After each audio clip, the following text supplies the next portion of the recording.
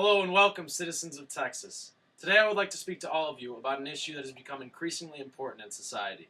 This issue is the death penalty, otherwise known as capital punishment. Capital punishment is the killing of a person by judicial process for retribution, general deterrence, and incapacitation.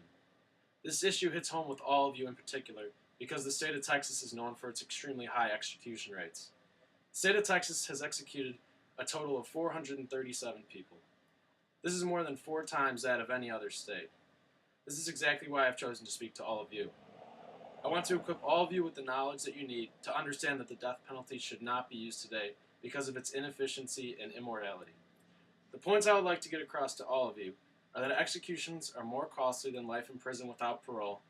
They are sometimes performed on wrongfully convicted people. Killing another human being is against many religious beliefs. And finally, that the death penalty does not serve as a deterrent, like proponents claim. 35 of 50 states in the U.S. use the death penalty, and this must change. As long as our judicial system makes mistakes, we cannot continue executing people. I want you to ask yourself, should it be up to us to decide whether one lives or dies? Is it immoral to take another's life even if they might deserve it? When it comes to wrongful convictions, since the reinstatement of the death penalty in 1976, 1,020 people have been executed. But how many of these people were innocent? In total, 135 people have been released from death row due to wrongful convictions. This shows that our judicial system is far from flawless. We cannot continue executing people if mistakes are made. One man by the name of Cameron Todd Willingham wasn't as lucky as the 135 released from death row. Willingham was wrongly convicted of murdering his 2 young children by arson. Willingham insisted he was not guilty in court and tried to explain his innocence. He refused prosecutors' offer of life in prison because he knew he was innocent and trusted that the American judicial system would set him free. Willingham picked the wrong judicial system to trust in. Willingham was found guilty under faulty evidence and sentenced to lethal injection. He spent 12 years on death row, and he was strapped down for execution. He insisted he was innocent one last time, but it was no use.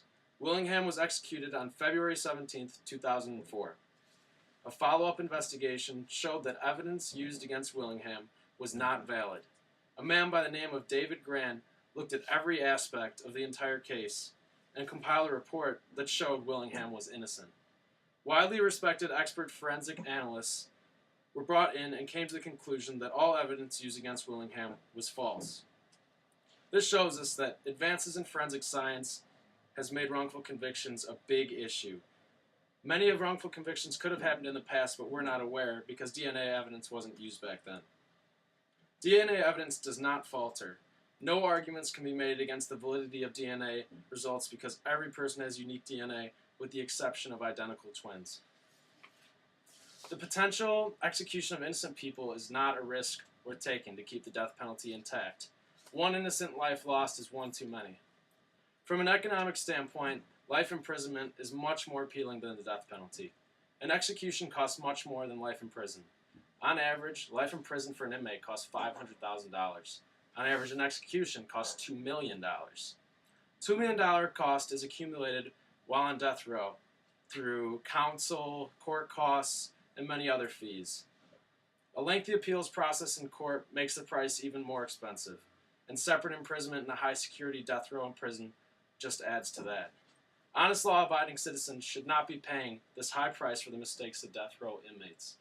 It's most cost-efficient and effective to let these horrible criminals rot in an 8x8 prison cell for the rest of their sorry lives.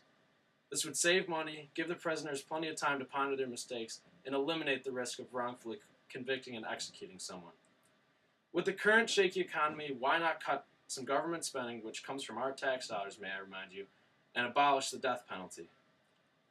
Another argument one could take is that the death penalty is immoral and against most religious beliefs. Who are we to play God? Is it our job to choose whether one lives or dies?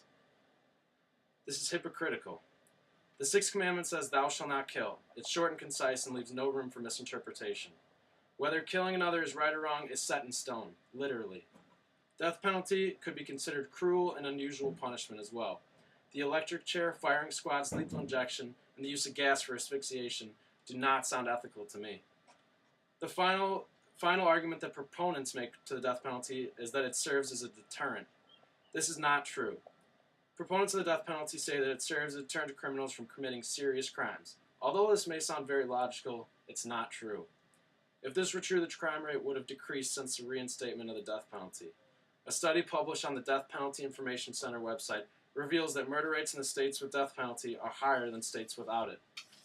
These statistics alone prove that the death penalty does not serve as a deterrent to criminals and therefore should not be imposed on fellow Americans. The death penalty is an issue that must be addressed because it causes much more harm than help. Life in prison without a chance of parole is a much better option for America. The death penalty is not cost-effective, and innocent people have been wrongly convicted. There's no room for error in the death penalty because error leads to death. From a moral standpoint, you now know that most religions stand firmly against killing others. It is considered immoral and is not a viable option for revenge. The death penalty is very hypocritical and does not serve as a deterrent. A quote on a bumper sticker that I saw the other day asks a question that all of us should ask ourselves. Why do we kill people who kill people to show killing people is wrong? Think about it. Any questions? Yeah, over here. You, sir. If we abolish the death penalty, then how would justice be served? Well, what I recommend is life imprisonment without parole. In my opinion, that's a much better way to have people that commit crimes serve justice. Myself personally would probably rather be dead than spend, over 50 years of my life in an 8x8 prison cell.